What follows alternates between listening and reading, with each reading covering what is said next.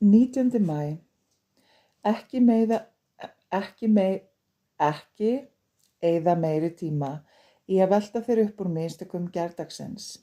Því sem illa gekk eða sem gæti hafa spillt deginum, það er lífið. Yfirgefðu daginn í gær og þakkaðu fyrir nýjan dag, sem ennþá hefur í sér alla möguleika.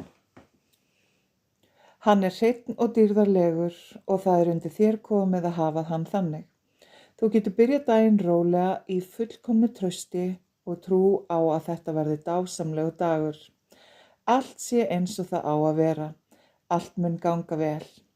Það verður gleði og ánægja að tala við alla sem þú hittir, en ekki ein neikvæð óþægileg hugsun eða hugmynd komi inn í vitund þína. Í upphafi dags er allt mjög, mjög gott. Allt er fullkomið og þú ætlar að halda því með stöðugri hjálp minni og handleiðslu.